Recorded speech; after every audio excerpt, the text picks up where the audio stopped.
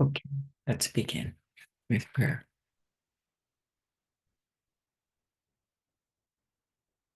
Dear gracious holy God, we thank you so much for bringing us through this day and each day. We know that you are wanting us to continue to grow and to be receiving your blessings. And we thank you for all the light that you have cast upon our path as we head heavenward. And we know that the time is shortening apace. We ask that you will be present with us, will guide and direct, will help us to understand better just the time in which we're living and the events that are unfolding and how they fit into the prophetic narrative. We pray for every believing member around this globe and ask that you'll watch over each one. Help us to press together, press together, press together. Be with us now and bless. In Jesus' name, amen.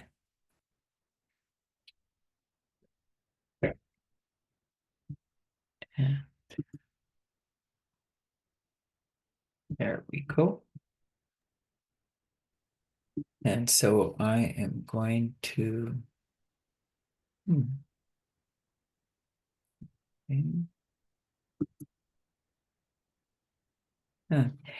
anyway, well, let me just, for my sake, I'm just not finding what it is that I'm looking for.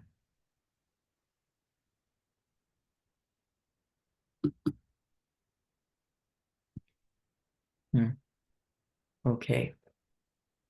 Well, I felt it expedient, and we were talking about this just a moment back, but I felt it expedient this evening,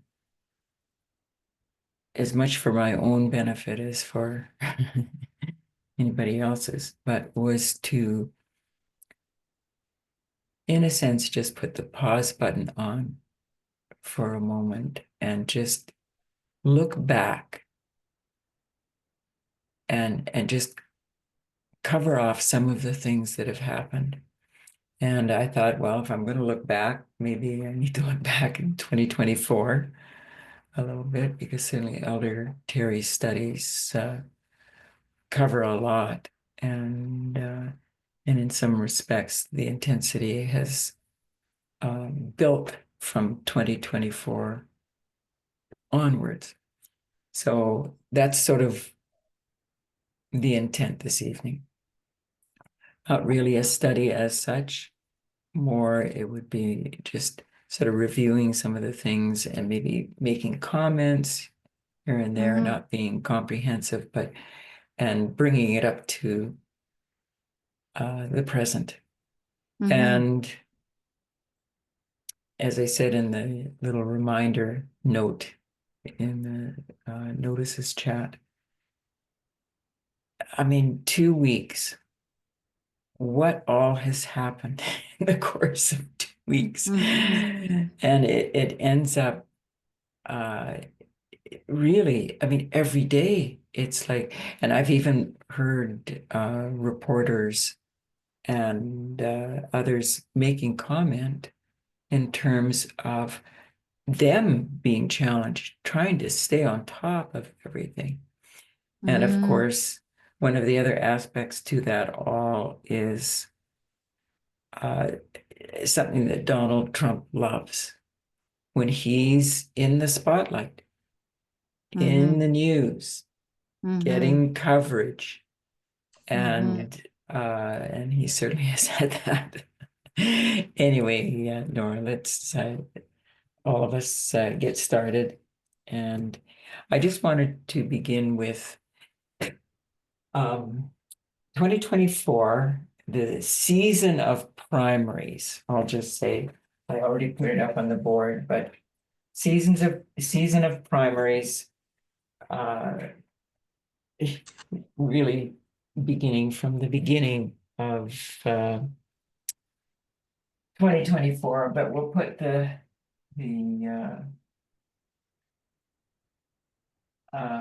actually, I guess I should do it this way. Myself enough space. So it was January 15th where the primaries begin. And much as there's another waymark there, it goes beyond. In fact, What actually. does the primaries mean? What are the primaries? Well, those are the individual states, like it goes state by state by state. Oh, okay. Uh, basically Okay. selecting who they want to be their candidate. And so there are Republican primaries and Democratic primaries. And that's what's going to determine it. I find the American voting system is a little more complex, let's put it, Okay. than our system. And not certain that I fully understand all of it.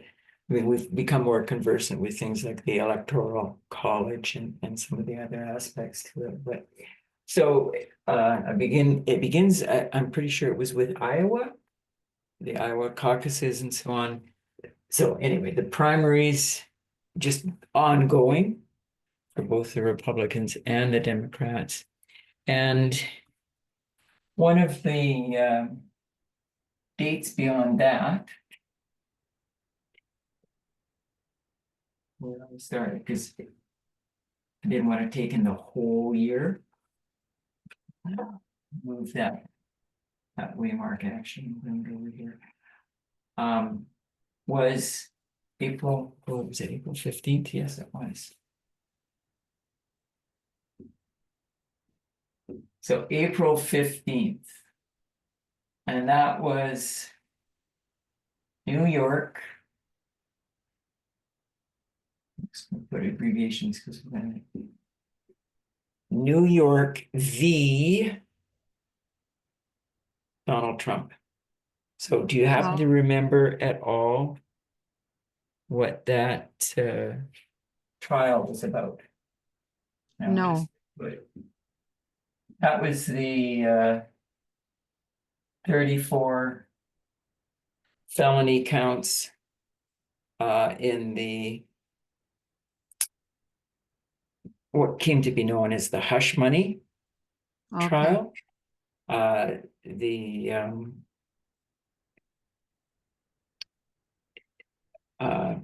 doctoring up the books to cover the monetary payments to Stormy Daniels. And so that was when that trial began. And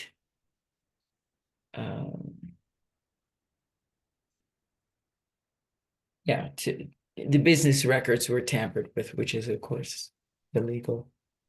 And then next date, not too much further along. April 25th. And this is the Trump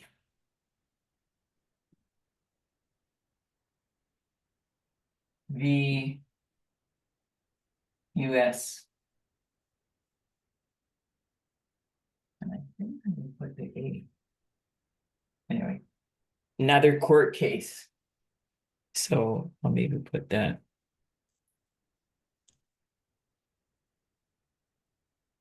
And that was a case that he brought.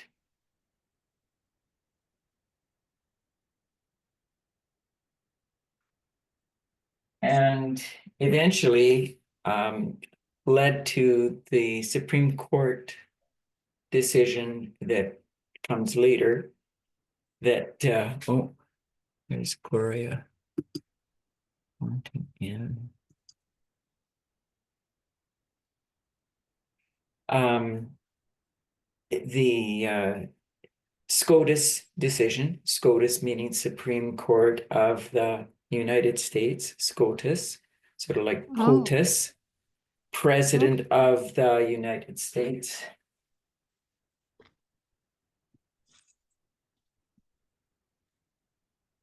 SCOTUS cases involving POTUS. And that's all that means. Supreme Court of the United States, President of the United States.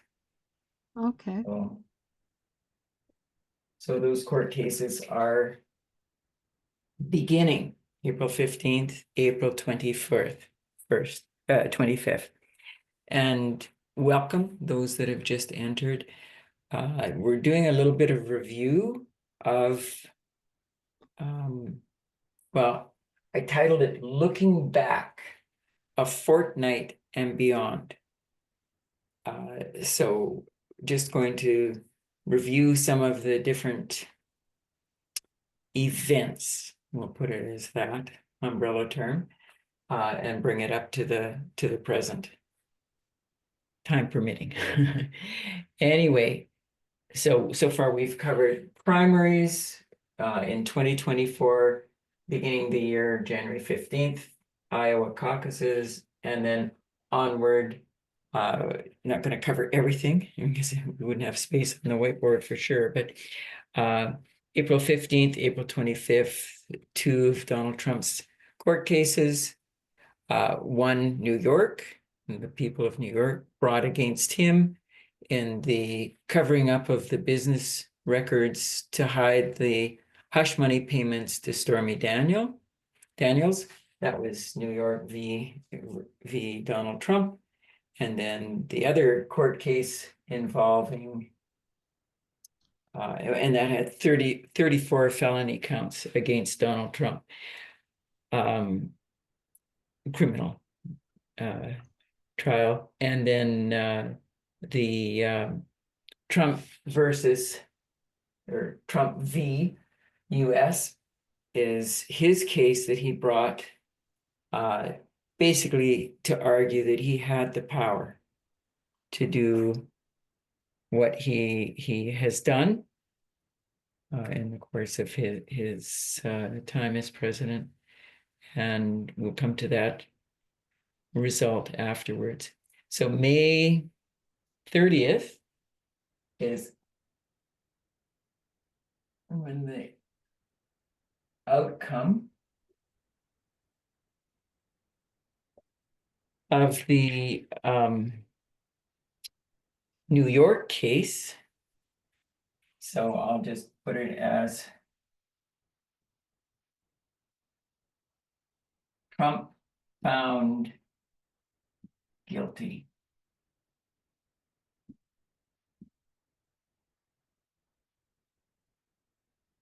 New York v. Trump. 34 felonies. It's not involving sentencing. The sentencing was originally slated for July 2024, Jack Smith, but then it was delayed till September 2024, again because of a Supreme Court ruling on the other case. Anyway, we'll come to that. So the next date that I wanted to highlight is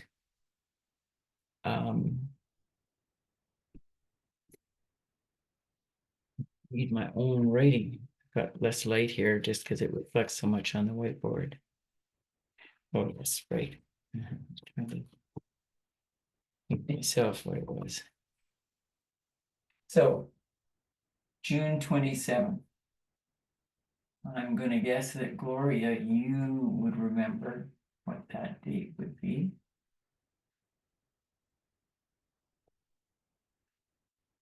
Do you happen to? June 27th, 2024? If not, anybody else? Remember what the June 27th.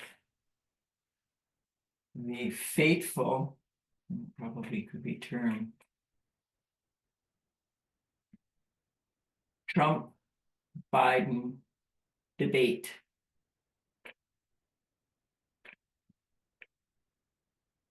First and only one. Gloria, how would you sum that up? That debate that these two contenders had.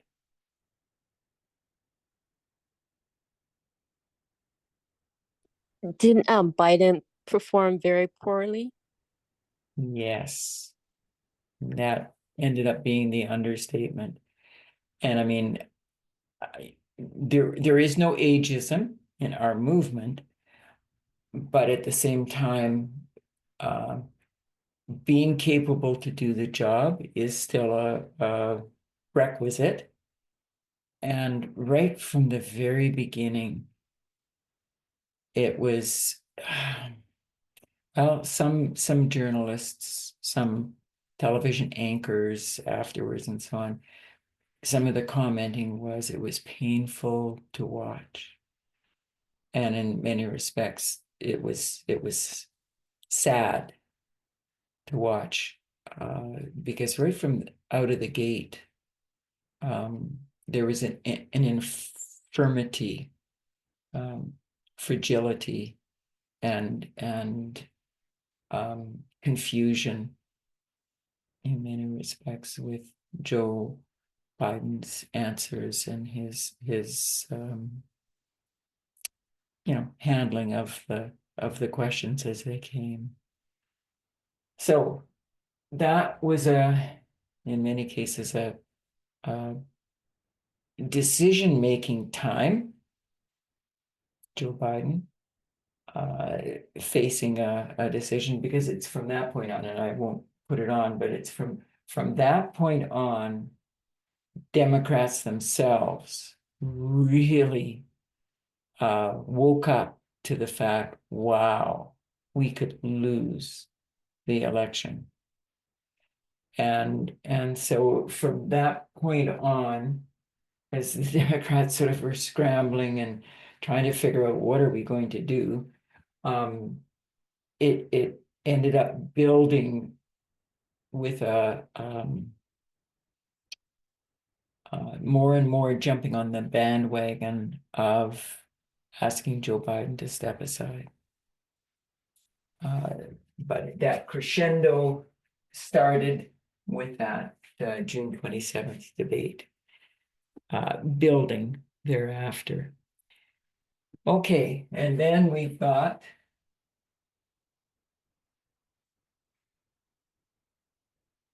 good. Almost missed it. We've got what up in Canada we would know as Canada Day, which may take on a bit of new significance after Donald Trump's couple of days earlier, beginning this week. But any recollections in terms of, and I'll give a big hint, because the Supreme Court of the United States, SCOTUS, generally closes their session so they can have a big break over the summer. And they had several cases that they were building to. And at any rate, in fact, I'm actually going to take that date out,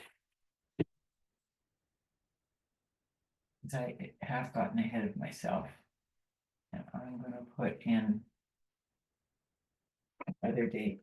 I'm just trying to remember if it was the 30th or the 28th.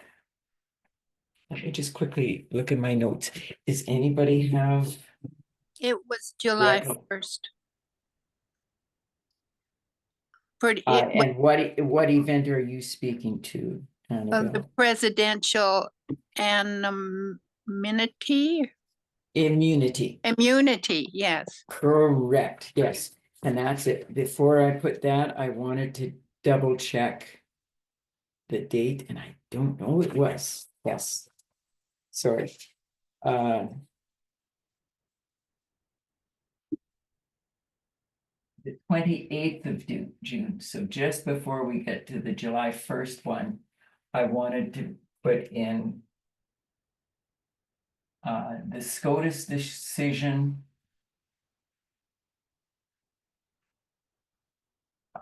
overturning. Let me read from my notes for a second, because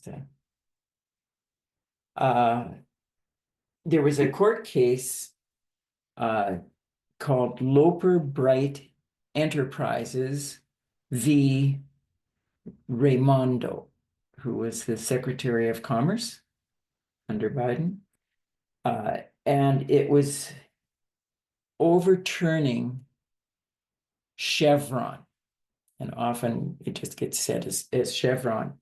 But I'll do a little bit of reading if you don't mind for a moment. 1984, the Chevron case established the Chevron doctrine, which gave federal agencies and experts broad authority to interpret laws.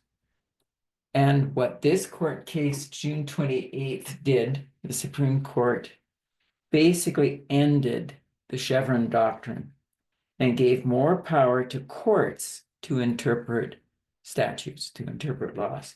So Chevron doctrine was Chevron was allowing deference, which had directed courts in any kind of gray area, or if there's any ambiguity in a case, or different parties in conflict, if you like, a federal agency being the expert in the area. You think of fisheries or education, or whatever the context might be. Deference was given by the courts to the agency, to the experts. In other words, that the court would defer to an agency's reasonable interpretation of the law. 1984, that's what Chevron put in place. And I'll give you the full name: Chevron v. Natural Resources Defense Council. And it was a court case that I'm pretty sure it involved fisheries. It was the later one in 2024, Loper Bright Enterprises, that involved the environment. But the Chevron doctrine had been the accepted, and you can simplify it by just thinking, defer to the experts. Defer to the experts. In other words, judges, courts, justices, courts aren't the experts in the area of fishery management, or the environment, or the oil industry, or all the different agencies, federal agencies that the US has, that cover all the different things going on in terms of industry, environment, business, and so on. And so courts, with the Chevron doctrine from 1984 on, would weigh in, and they would defer their judgment to hear what the agencies had to say in terms of interpreting the law. And it gave the agencies quite a bit of leeway to be able to reasonably interpret the law, because they're the experts. They're the ones working in the field, and with their expertise, generally their interpretation of the law would be pretty bang on.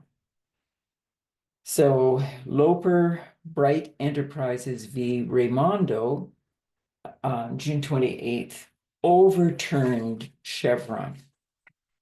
And basically, it ended where experts had the deference by the courts to give a reasonable interpretation. And I mean, they're not just going to speak off the top of their heads. It was in terms of interpreting law and any ambiguity and so on. The deference, not to be confused with preference, but the deference deferring to the agency experts was how the courts had operated from 1984 on. Was actually viewed as a fairly good advancement to let the experts, weigh in as opposed to court. And that's it. Justice Kagan on the Supreme Court, in dissenting, said the majority, and it was well put, has replaced a rule of judicial humility. In other words, the courts being humble enough to realize they're not the experts. So it replaced the rule of judicial humility exercised under the Chevron doctrine with a rule of judicial hubris, which basically means hubris from a Greek word. It basically means exceptional pride. That now the court is basically saying, hey, we know best. We can make the judgment. We'll do it impartially. And yes, we can still involve experts, should we so choose, but at the same time, we don't have to. And so that's what Loper Bright did. The court was given power to itself, and the justices, even at the various circuit levels and so on, certainly up to the Supreme Court, are unelected and inexpert, certainly in terms of a lot of the matters they'd be dealing with for federal agencies, and away from the agencies themselves that had the expertise and political accountability, because they're either voted in or they're appointed by whatever administration is in power in the US at any given time. Anyway, so that was June 28th. And at this point now, SCOTUS is on borrowed time because their desire to be done, their usual term would end before the end of June, depending where the last Friday of June fell. And instead, they're going overtime, in essence. And so now, Annabelle, we come up to the case that you were mentioning. So July 1st, and they rule, boy, and again, let me read. This is in the, Just to excuse go me, ahead. Debbie.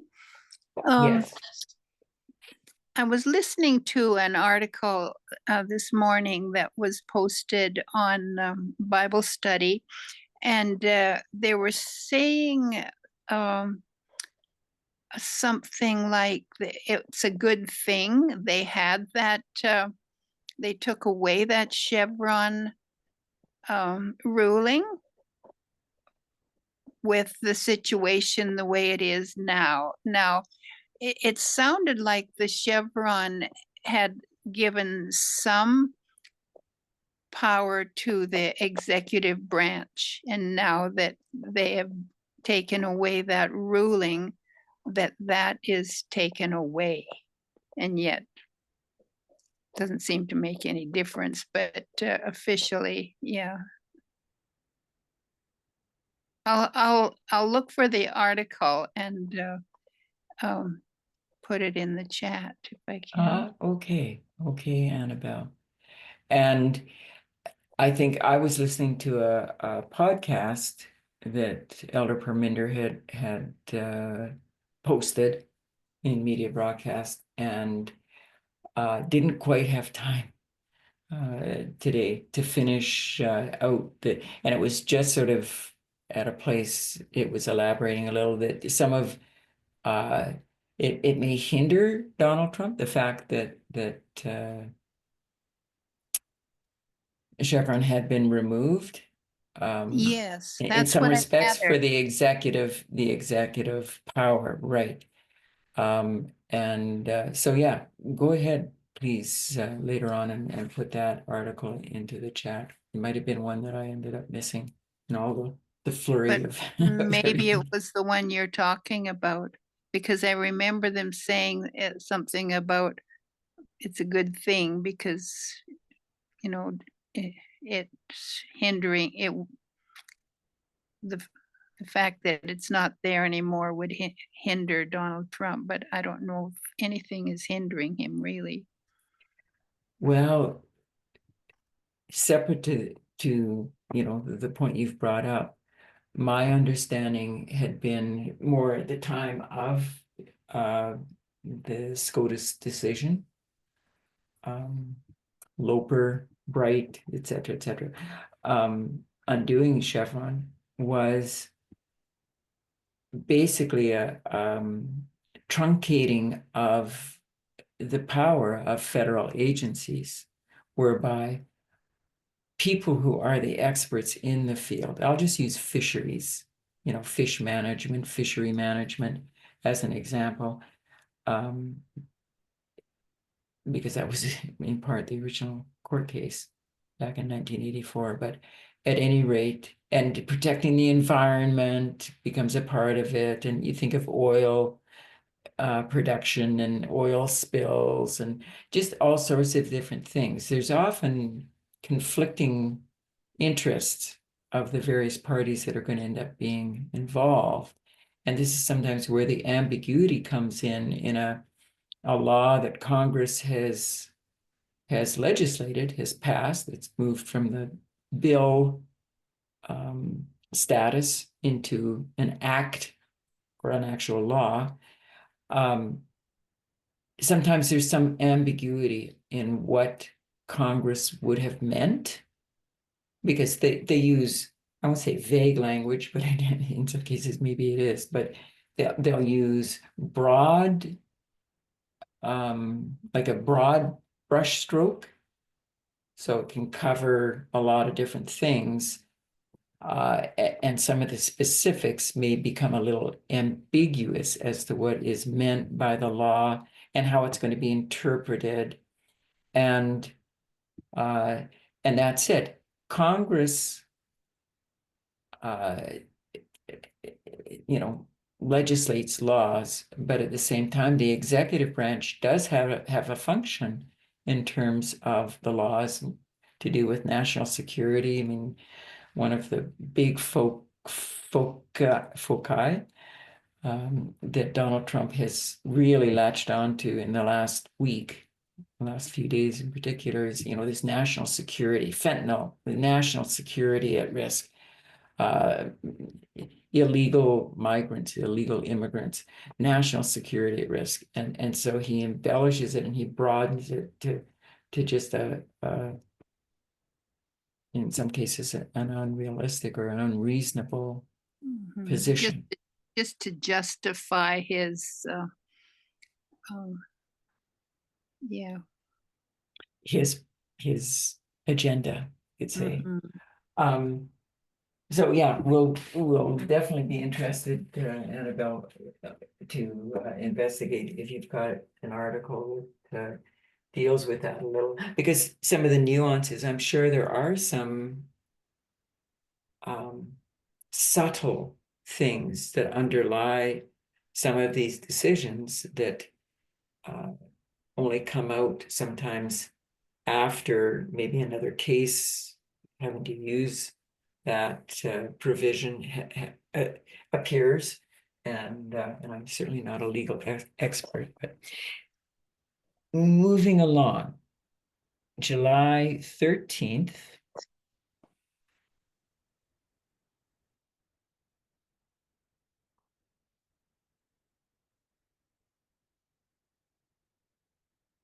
This was the first assassination attempt on Donald Trump. And, Adolf Hitler was a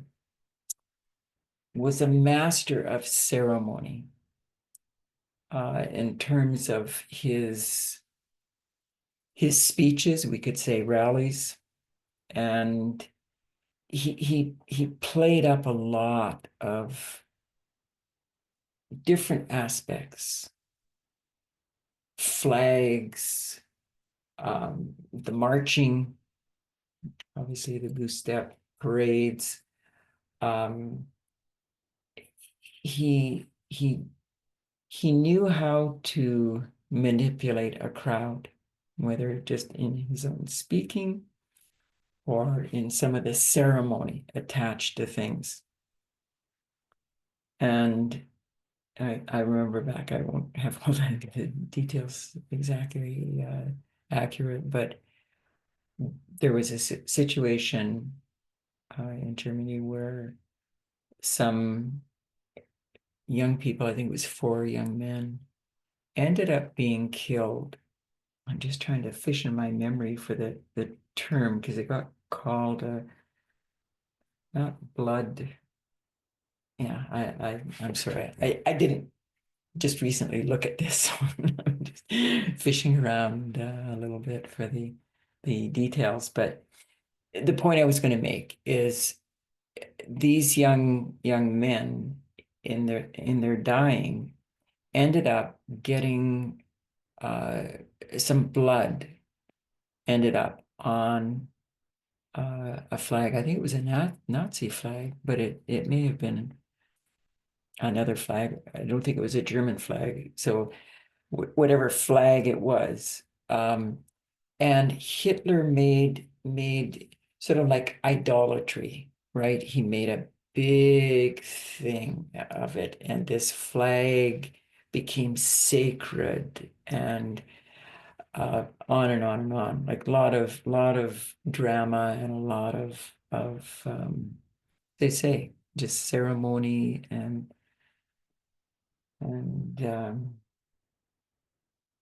stirring people to the depths of their soul, kind of manipulation. Anyway, Donald Trump's assassination attempt that he survived, and with his grazed ear with the bullet and his fight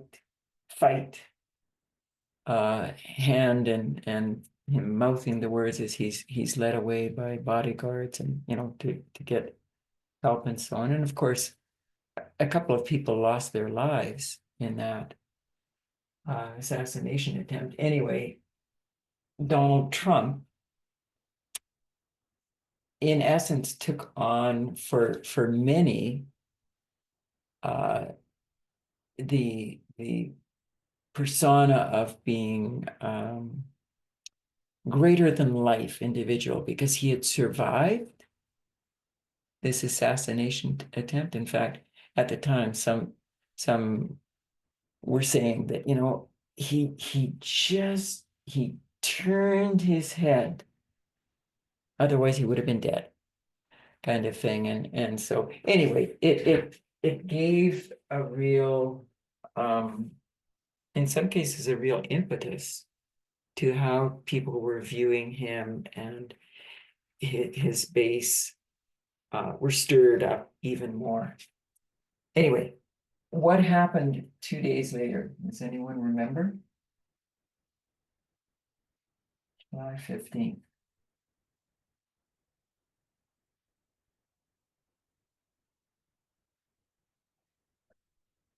give you a hint.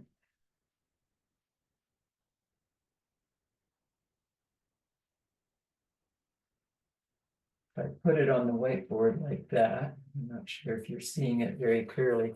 July 15th, this little bar across, July 18th. So what are we looking at there? RNC. That's right. Thank you, Gloria. RNC, Republican National Convention.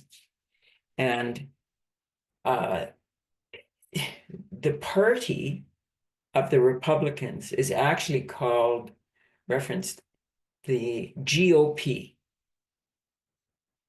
Grand Old, well, I think they go old, OL apostrophe, Grand Old Party.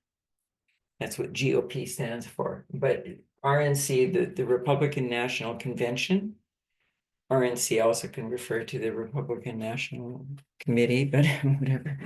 Anyway, the RNC, Republican National Convention, began on July 15th, the Monday evening. And just brainstorm with me for a moment, anything that you remember about National Convention, the Republican National Convention, anything that happened there. Don't have to pin it down to the exact day of the convention or whatever, but anything that you remember from that national convention, because our movement is Elder Terry as well, but I mean, others also have made mention of some of the different things that took place, because obviously a lot happens during the course of those days. But anyone remember the name Hulk Hogan?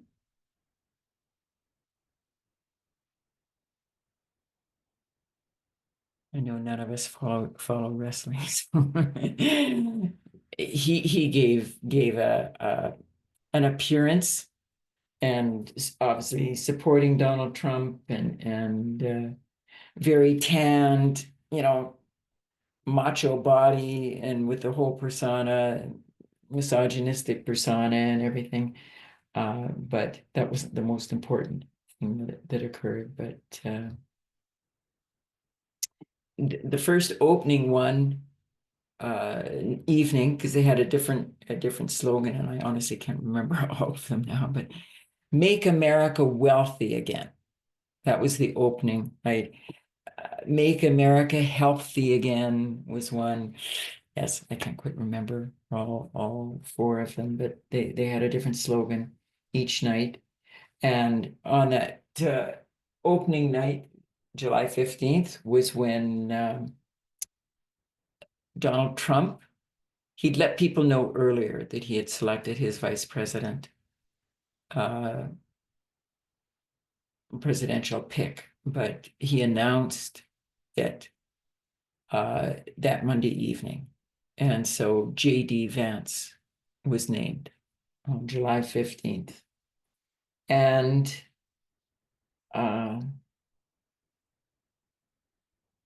so both Donald Trump as presidential candidate and J.D. Vance as vice presidential candidate were nominated on that Monday evening and were confirmed on that Monday evening. So say Trump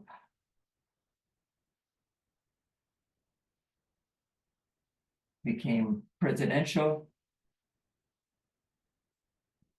candidate, and J.D. Vance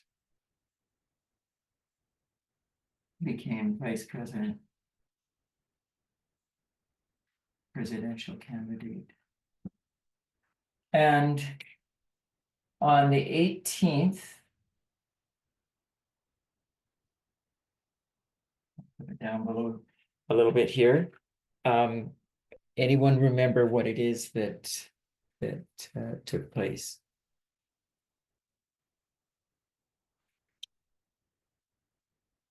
Well, we could say Trump speaks.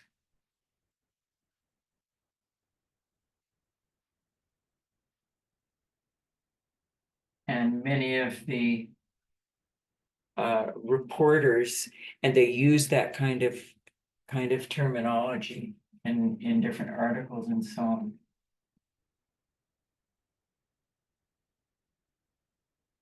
Crowned. Some actually used the word king. After the fact, some use the word emperor, which is the contrast with the American experiment being raised up as a republic. Remember the two-horned power, like Medo Persia, France, a republic, no pope, no king, two horns. And so it was evident to many of the journalists and so on that Trump literally was being crowned king. Anyway, July 21st.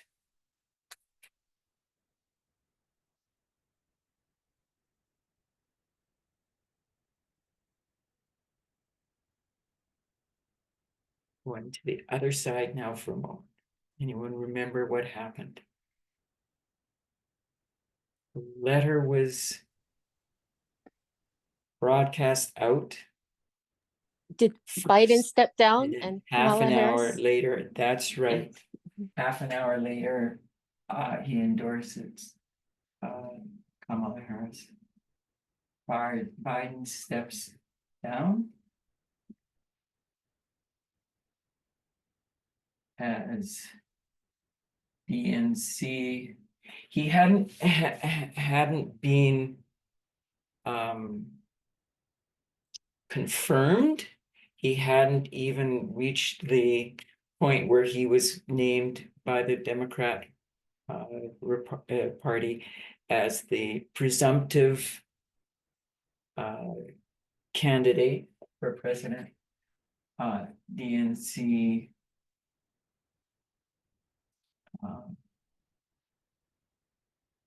I'll just say, rather than saying as DNC,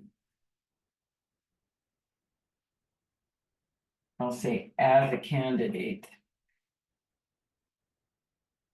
As a candidate. And it would be obviously for the Democratic Party, and endorses Kamala Harris.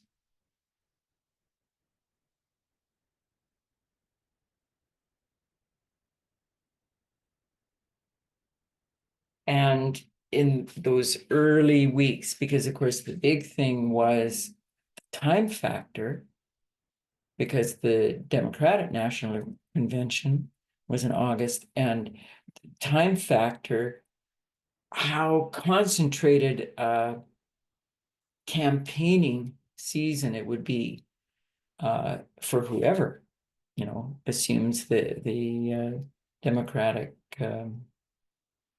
Party candidate for president, and they weren't sure if there would be others that would want to run against Kamala Harris, or exactly how it would work out, and just such limited time. It's like the Ontario election that Doug Ford called last week.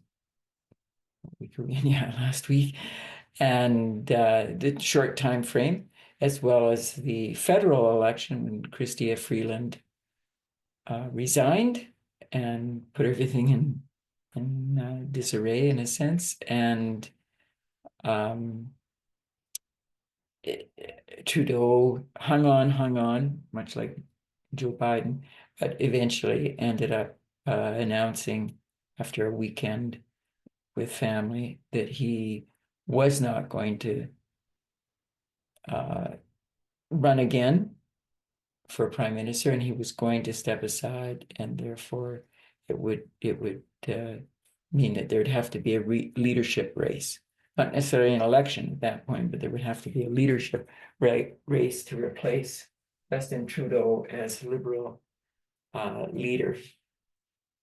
And Anyway, so Biden finally steps down. And this was much as the primaries were still continuing through here. I've forgotten actually when they actually, I think they're still going on at this place, or maybe just coming into when the actual conventions are being held, the Republican convention first, then the Democrat. The primaries have finished. But the building of where are we at? June 27th. I'll just say, I'll put it up top here.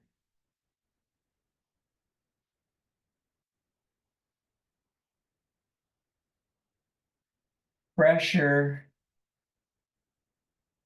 mounting for Joe Biden to resign.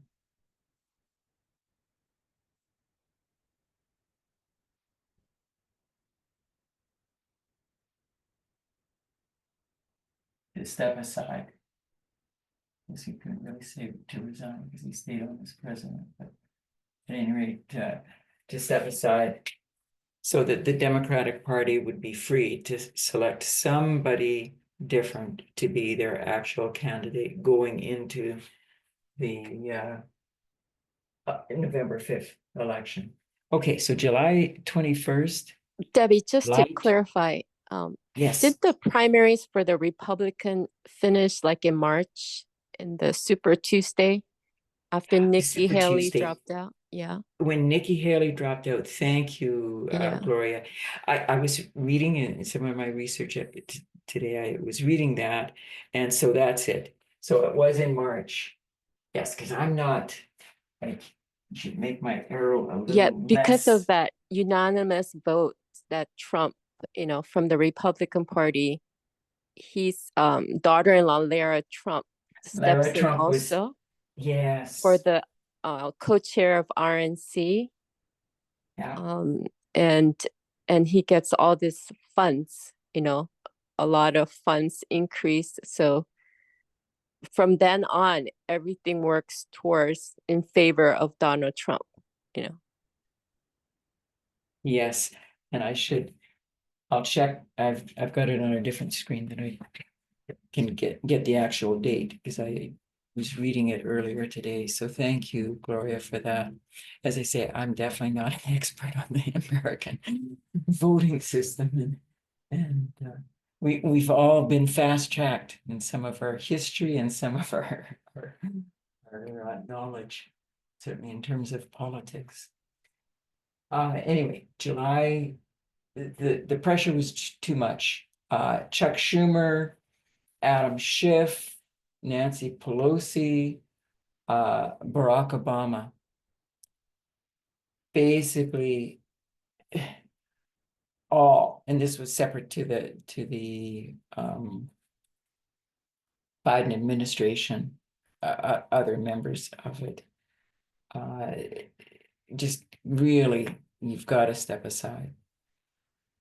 Personally, in my own thoughts, I think really when Joe Biden needed to have stepped aside was at the midterms. Nobody would convince him to have gotten out ahead of the midterms.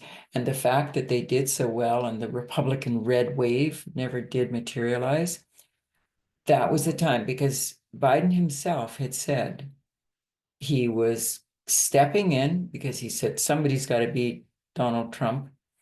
And he was stepping in to run for presidency in the 2020 election because he really believed he could win, and that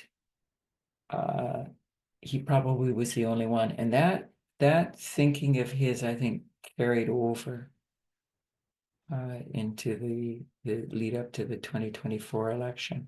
Pride maybe as well weighed in, but he originally had said that he would be a transitional president. He would, in a sense, be a temporary president. And winning the midterm was delightful for the Democrats, but at the same time, when you're on a high like that, in many cases, that's a good time to step aside yourself, turn it over right away. At that point, Kamala Harris, as vice president, would have become president in 2022. And wouldn't have been a need for, there's no election, presidential election. So it gives a good 2 years for your replacement to be able to build a rapport with the people and set their own course. Many times people were saying Kamala Harris was just too close to Joe Biden, and basically she was presenting, and Elder Parminder brought this out in one of his studies, that same old, it's just going to replicate what we've had for the past 4 years. And some are saying that same thing in reference to Chrystia Freeland in her bid for the Canadian Prime Minister role, leader of the Liberal Party. She's been attached to Prime Minister Trudeau for all of his tenure as Prime Minister, and then some. And so that many sort of see her as just a repeating of the Liberal policies under Trudeau, should she win the Liberal leadership. Okay, July 22nd.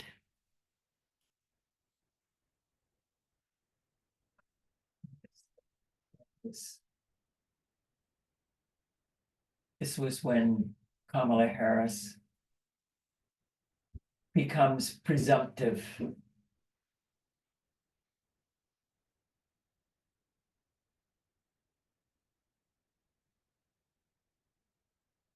And Gloria, you can certainly weigh in a little better perhaps on this as well, but presumptive candidate is when they actually have moved to the position where they are the candidate for that party, but haven't been confirmed by all of the members of the party. That generally takes place either ahead of the national convention, as happened this year, or last year rather, online, or at the national convention itself. Is that sort of an accurate enough summation of presumptive? Yes, Gloria? I would agree. Okay. Yeah. Okay, thank you. So presumptive, and I'll just put Democrat candidate.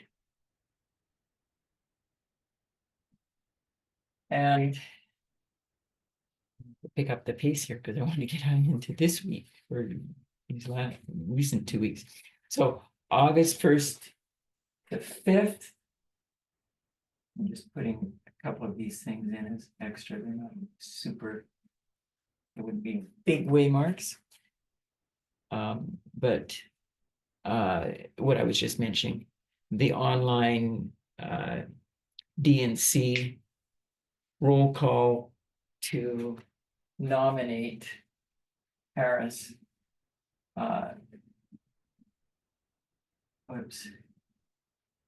Harris nominated.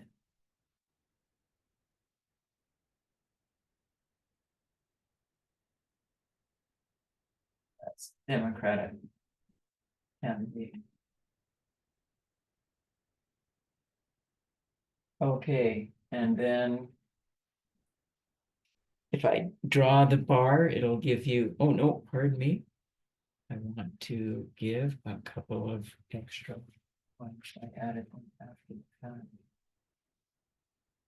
Oh, different spot. August the 6th.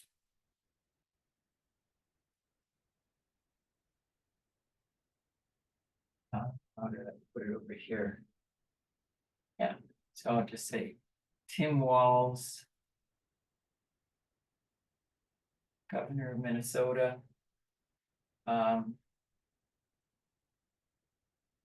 Is chosen as Harris's VP pick. And then, of course, this is what I was talking about. Mind you, a bit higher.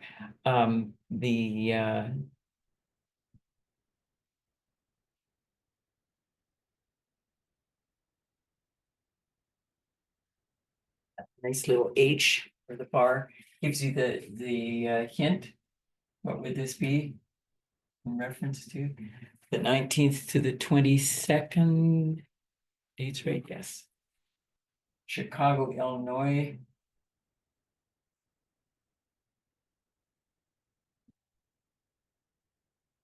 This is the DNC, the Democrat National Convention.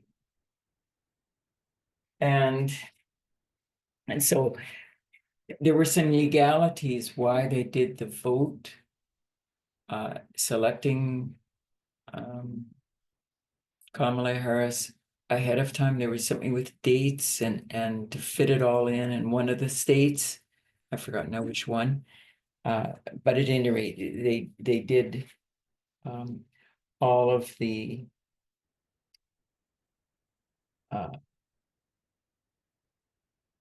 well, how they put it, roll call voting in a sense, and then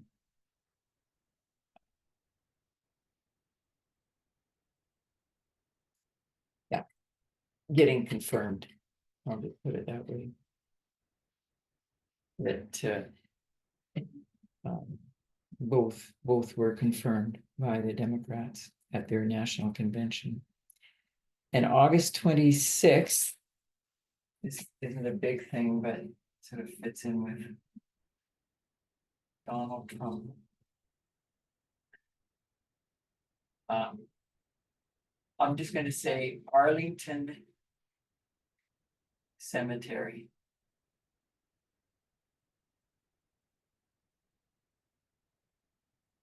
In a nutshell, Donald Trump wants a photo up. I mean, he denied it after the fact. No, it wasn't me, it was the family. The family's involved, but at any rate, the 13 military personnel that were killed with the withdrawal from Afghanistan. Services or ceremony being held in Arlington Cemetery is very held in high esteem generally by many in the American public, and is a military cemetery, but a lot of ceremonies there, and Biden has attended and every president attends, but one of the rules is no videography or photography really happening. I don't mean it, carte blanche, you can't take any pictures, but any staged things, unofficial staged things. And what happened was Donald Trump was asked, some family members of one of the fallen military personnel asked to have a picture with him, and then one or two other families, I believe. Anyway, it worked out that one of the Arlington Cemetery security personnel, I believe it was a female, but came up and let them know, you can't do this. This isn't allowed here. And anyway, there was a little bit of scuffling, and I think somebody in Trump's entourage ended up pushing the security person. And so it made an incident that a lot of people were just viewing askance, because they just felt it was so just a bad judgment call on Donald Trump's part.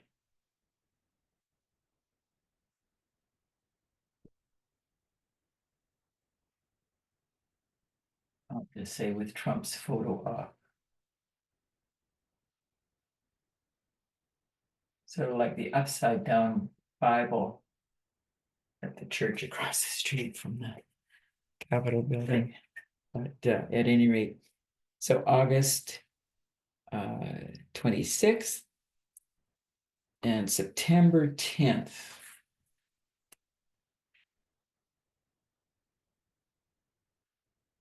This is now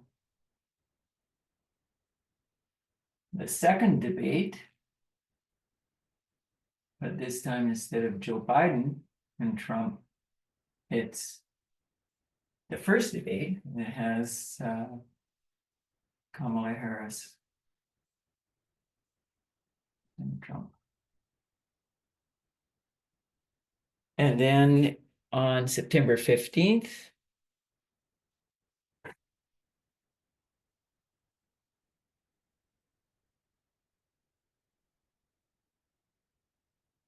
the second assassination attempt.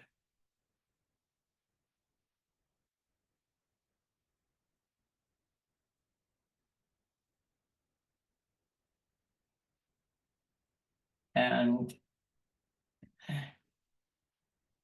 mean, it's interesting. The man in that situation had basically cased out the golf course. I think a couple of days ahead, but he was there so early in the morning and ended up getting inside the barricades and stayed there for hours waiting. And he thought he perhaps had inside information to know that Donald Trump was there. I think that actually later on ended up getting debunked a little bit. But so the second assassination attempt. And it's interesting because this week, boy, was it only yesterday? I think it was only yesterday, pardon me. Donald Trump, in his comments about Iran and saying that, you know, if anybody makes an attempt to kill him, he said, oh no, it'll be really bad, really, really bad, really bad. We've got everything in place. You know, in essence, if anything happens to me, and he said, Iran will be blotted out, just blotted out, decimated. You know, it's interesting. Anyway, September 24th, the early voting begins for the November 5th election. So September 24th. Early voting. And just before we get to the last one or two, I want to just ask if anyone wants to make any comment or anything. I mean, there have been there has been some commentary in terms of a fair election, a rigged election, et cetera, et cetera. I know earlier in the election cycle, I can't quite remember where it was, but there was some noise in media in terms of Russian interference. I'm not sure that it necessarily continued through I never did follow it all along, but at any rate, there were some noises alluding to Russian interference in the election. And I think even also China may have been implicated, not with China, Russia rather, but separately. But anyway, won't go there. Early voting beginning, and then obviously the actual election later on. But before we get to that, October 1st is the vice presidential debate, Tim Walz and J.D. Vance. But as I'm writing this up, any thoughts in terms of, was the election fair? Or not necessarily 100%. Elder Parminder made comment in an earlier study, a little bit back in time, but how Republicans only win by cheating. Not to generalize 100%, but so any thoughts in terms of that? I'm sure it wasn't fair, but because of the last time when, Trump made such a big deal of it, I think because of that, nothing was mentioned this time.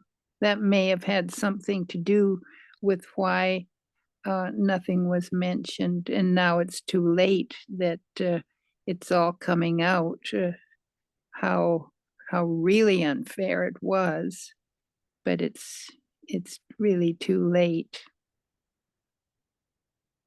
And that's a very good comment, Annabelle.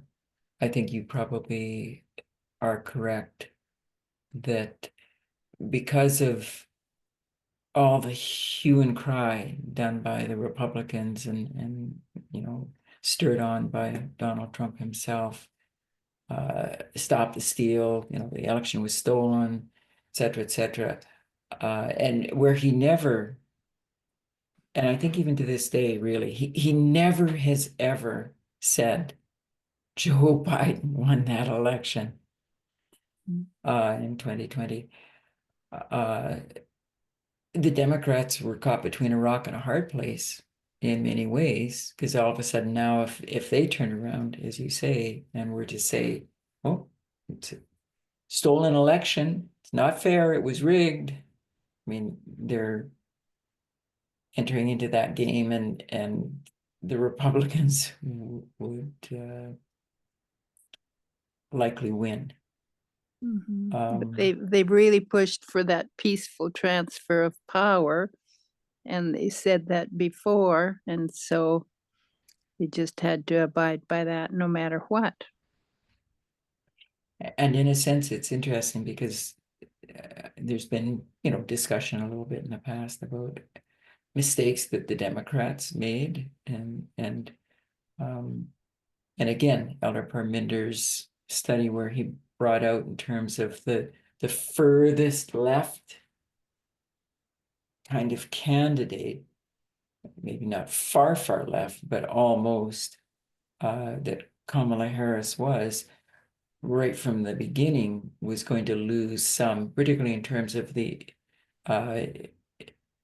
Israel Hamas war situation, and that's one of the things. I mean, the Palestinian people living in the U.S. Denounced Kamala Harris for Biden's position, but her own position back in time, even, and then at her lead in to the election, just that she, and I do remember seeing a video clip where she was speaking at a rally, and some Palestinian protesters, some women, ended up, trying to get her attention, because often that's how you get somebody's attention, in a sense, to a certain issue or whatever, is through protest. And I can't remember exactly what it was Kamala Harris said, but she definitely said something in response, and it wasn't, even when I heard it, I thought, that wasn't probably the wisest way to have answered, because you basically was dismissing them and telling them, you don't have a place here, that, and yes, the other side did make some hay on that mistake of hers. So October Sorry, go could I ahead, just Annabelle. ask Yeah. you, I wanted to ask you a question about the comment you made. And I remember hearing that and wondering what Donald Trump meant by if something had happened to him, Iran. What did he mean when he mentioned that?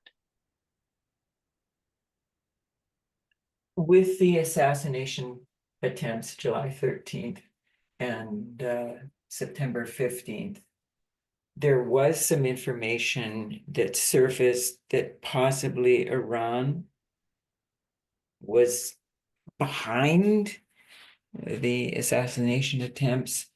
Oh, I don't think there was any truth to it. I don't think it was, you know, um, I'm not certain where that storyline sort of ended up, but I think it just sort of died a natural death. mm, Um, because I mean, personally, from what I gathered with information so on the assassinations, I don't think it ended up being valid information. So some of it may have come from that.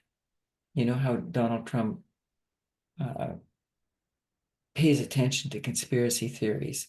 So that may have been a little where that came from, that he's just using a wrong. Well, it was actually because he was giving an executive order in regards to Iran, but at the same time, he was making it clear as a threat that if anything, he's already put in place that if anything happens to him, the finger is going to point at Iran and they will bear the consequence. And I mean, he didn't mince mm, any words, just mm, basically saying that they'll just mhm, be obliterated. They'll just be mhm. obliterated. Coupled with what Yes, he did. thank you. Thank you, Debbie. And Gloria just posted a message. Okay, thank you. And that's it. It's a lot later for her, so I'm sure she's had to leave. Oh, and thank you, Annabelle, for that article. Mm, I'll definitely make note of it. I'm not positive it's the right Yeah. one, but I will Oh, recheck when I okay. have time. Okie doke, sounds good. So November 5th, and it actually ended up not becoming official until November 6th. Trump wins.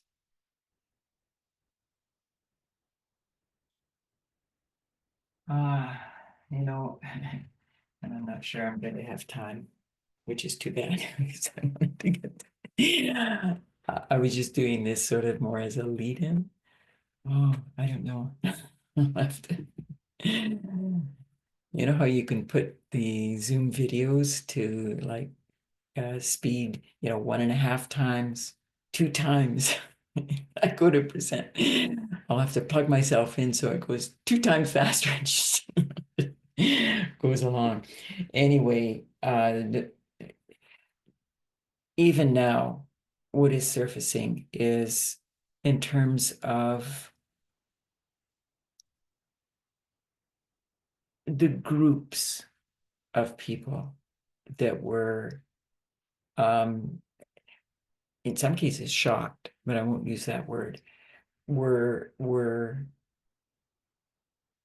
absolutely disappointed and in some cases devastated to know that Donald Trump had won the election. And in some of the executive orders from day one, and I'll just, well, actually I can maybe put it in here. I was gonna have some other dates too, but we'll just put it in 2025.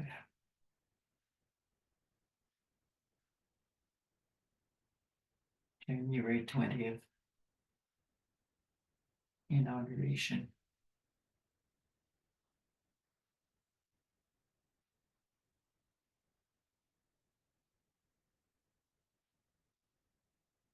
And I won't have time because we are That's ever out of time. But I'll just maybe mention a few, because the idea of looking back a fortnight and beyond, this was the beyond. It was meant to be a little bit of the, I won't say introduction, but at any rate, in the last time since January 20th, the inauguration day on the Monday, just some of the things that some people, people have been crossing into Canada from the US, and actually today a man lost his life. I mean, he ran the border crossing. At one point they wanted him to have a, pulled aside, sort of, park over there and we're going to go through everything thoroughly. And he may have had some illegal things that he didn't want found anyway. He ran through, and so the RCMP ended up following him, and he went into Raymond, just near where we used to live, into Lethbridge, and then back down the highway, and they ended up eventually stopping him with a tire, they put across the road to basically make your tires grind to a halt, and he ran on foot and then ended up actually killing himself. So whatever illegal activity he wasn't wanting to get caught about, he ended up committing suicide. And there have been a few other instances over in Manitoba as well. Another party in Alberta at the same border crossing, walking in the minus 25 to 30-degree temperatures we've been having, with no gloves, no toques, probably fairly light coats, walking in the snow across the border, and also got apprehended by the RCMP. And the RCMP went a little differently than what generally would happen. Usually the RCMP would not make a big, huge pronouncement, et cetera, but they ended up using FLIR, the body heat cameras and so on, to be able to detect people, and we had members up in the air and et cetera, a whole team effort. But they wanted to get the information out that we are going to be protecting the borders, and you will be caught and you will be stopped and arrested. And so anyway, people getting desperate, right? So on the first day, January 20th, in office, 47th President Donald Trump issued executive orders, which, I won't read the whole list, this was what Elder Parminder had in the media broadcast, so we're all, have access to it. But and it's a given, a new administration, they always undo by executive order a lot of things from the previous administration. That happens election by election by election, so that's nothing new. But things that Donald Trump threatened, that he said he was going to do, and he's doing them, right? Withdrawing from the World Health Organization and the Paris Agreement, federal recognition of gender identity, naming male and female as the only two that we acknowledge. And again, today, another one, he's had quite a few in steps, but girls not participating in transgenders, not participating in sports, girls not participating in female sports, who have transitioned, and on the attack goes. Lot of transgender families, people with transgender young people and their families are moving within the states to a transgender friendly state, or in some cases thinking of coming to Canada and searching out their options. The number of phone calls and emails that various agencies, lawyers' offices, and so on already have been receiving, particularly in Ontario, but across Canada, has just gone exponential in the last 2 weeks, 2.5 weeks since Donald Trump was inaugurated. Reaffirm the existing constitutional right to free speech. And yet it's interesting because Elon Musk, oh, and that was one of the other things I meant to write in, but through this period, Elon Musk, Jeff Bezos as well, and others, but Elon Musk in particular, really entering into the political arena, giving donations, certainly to Trump's campaign, but also offering $1 million, people, and $100 a person, but one person would win $1 million.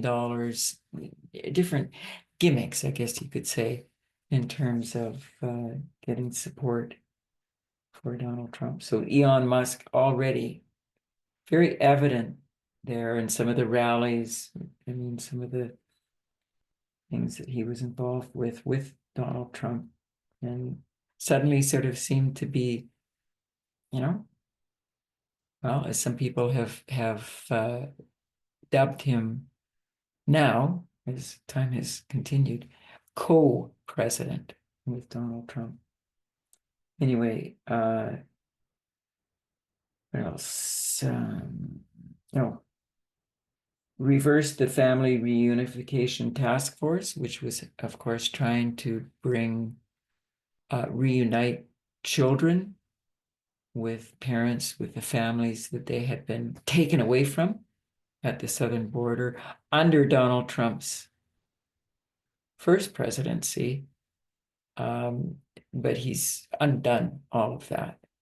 And it's interesting, there was a documentary last year, actually it might have been, no, I think it was the tail end of last year, that I ended up seeing. Very, very sad, but it gave a lot of the reality of what was happening with children being taken away from their parents, and how those children were being treated and what was happening to them long after the fact. And oh yes, pardoned over 1,500 of the January 6th rioters. And a judge has stayed this next one, but attempted to end birthright citizenship for new children of undocumented immigrants and immigrants legally but temporarily present in the US. Student visas, work visas, even tourist visas. People, there's all sorts of people in Canada, but also same in the United States, that are in a country legally with these proper permits and so on. I mean, even now, the UK, you have to have a visa. I'm gonna have to look into that more. But also, I mean, even for us as Canadians traveling, say, to Australia, to New Zealand, you had to apply for a visa and pay a little, some amount, and to be able to enter the country. So Trump is just basically wanting to erase a lot. Delayed the US government's ban on TikTok by 75 days. And that's at the podcast that Elder Parminder had posted for us for our information, if we had time to listen. They go into the one Harvard professor goes into how it basically is Trump as the executive branch president saying that he has the authority to undo a law passed by Congress because Congress had set a date, had set the provisions whereby TikTok was going to be banned, no longer allowed in the United States. And so Trump, by reversing that TikTok ban, and I'm not on TikTok, but a lot of people are. And by reversing that ban, he was reversing what Congress had legislated. And thereby, really, what he was saying is, I have the authority. And often he's using the excuse of national security. And so I have the authority on behalf of national security. I'm the one responsible for national security. And therefore, I can do this. When in reality, it's more complex than that because Congress as well has a responsibility for national security, hence some of the laws that they bring out and so on, as well as the executive branch. It doesn't reside only in the executive branch. And this is the complexity that Elder Permitter was referring to in his post, whereby the overlap in the branches of government, the three branches, executive, the presidency and cabinet administration, the legislative, Congress, the House of Representatives and the Senate, and the judiciary, the judicial branch, the Supreme Court of the United States, that Donald Trump basically is saying, I have the responsibility and the authority over looking out for national security, and therefore I can do this. I can do whatever I want, almost. And Annabelle, as you brought out earlier, that July 1st ruling of the, I didn't write up the word immunity, I meant to, of the court case that Donald Trump had brought.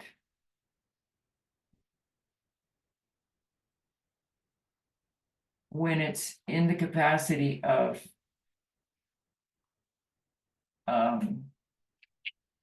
his official capacity, he is able to be immune from any kind of prosecution. What was it? To read out actually on that.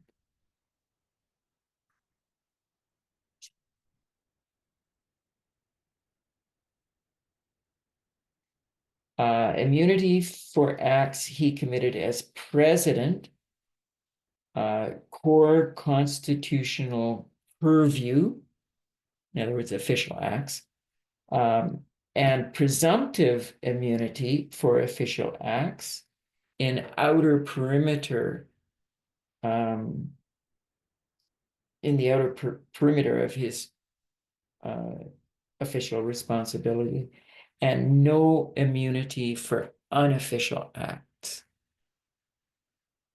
But immunity and presumptive immunity, he's presumed immune in some of the outer official acts that he could be involved with. So again, a very broad ruling, and certainly interpretation of it could be, fairly ambiguous, a little, with other cases coming forward. But immunity is immunity. And in many cases, Donald Trump getting off on his various court cases and criminal court cases, but even the civil court case,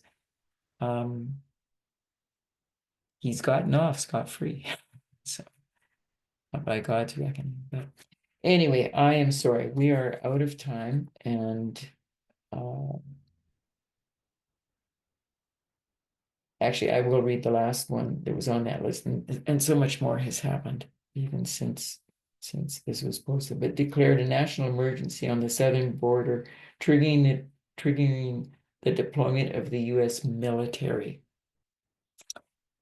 And obviously, we know of the whole tariff debacle that has, as many have put it, it has absolutely changed the situation in the relationship between Canada and the United States, possibly even Mexico and the United States. Trusting Donald Trump just probably is fairly non-existent right now. Trust of what he says, and much as the tariff policy did end up getting delayed, both for Mexico as well as for Canada. I think the Chinese tariffs are still in place, but China then balanced with tariffs of its own against the US. And so just how it will play out, we aren't fully certain yet. But at any rate, the executive orders, the proclamations, the just all of the different things that Donald Trump has been doing. And it harkens back to presidential documents. It harkens back to the Project 2025 playbook, the blueprint, and that's it. Doing things rapidly, and they know really that the midterms, 2026, in 2 years, is the time frame from now until the midterms is really the time frame they've got, because who knows how things will go in the midterms kind of idea. But at the same time, you do things fast, you do things very, very, a power surge that Donald Trump keeps saying, the US is back. Bullying tactics, and you hit hard, and everybody's put on notice. And disruption is part of the word. I think it exists in Project 2025 as well. That word is used. But chaos, creating chaos, and certainly the agenda is being carried out. And as many have said, believe what is being said. In some cases, it was forewarned ahead of time. But anyway, any comments or anything at this point? Because we do need to close. It's just wonderful to see it all on a line. There's about 20, at least 25 different waymarks or dates on there. And it's been such a full year. And it's nice to see it all laid out there. Do you mind if I ask you, where did you go to find them all?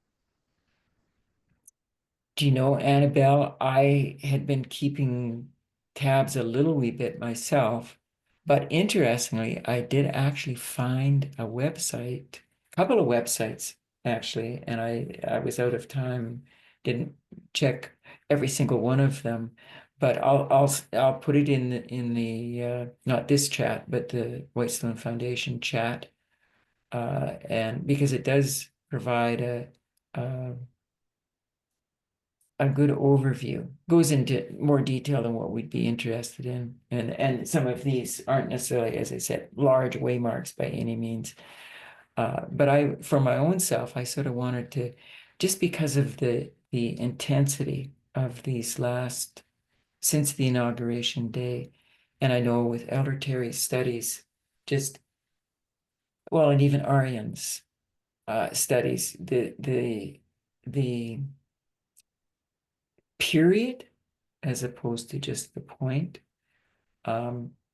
concept. In a sense, I wanted to just review a little bit, just some of the things, and then have a little Mhm, better idea in mhm. terms of how So it all fits in. what did you Google?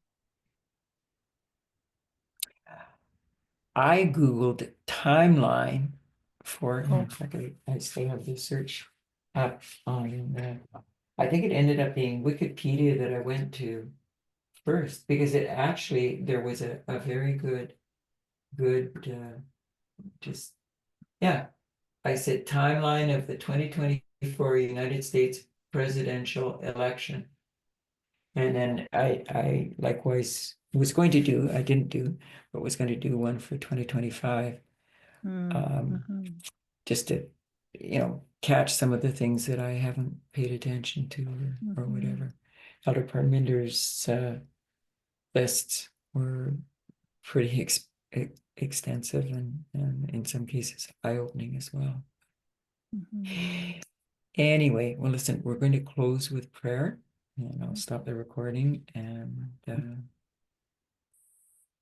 close there. So that's right.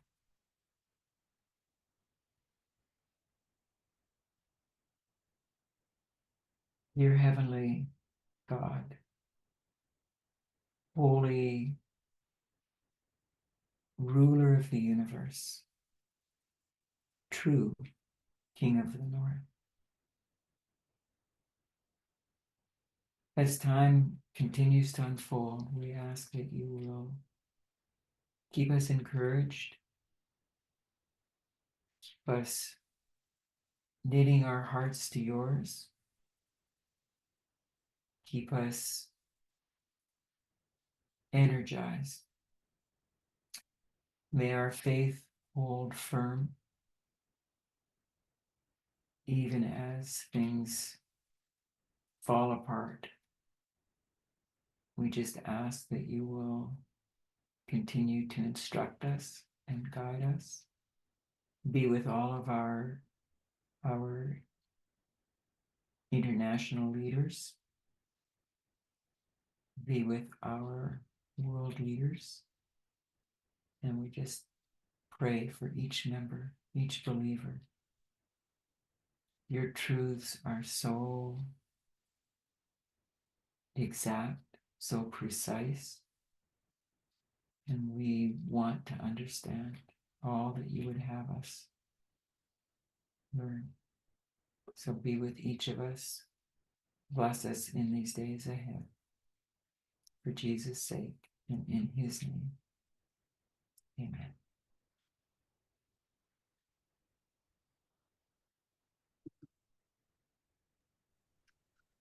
Well, thank you so much, Debbie. Our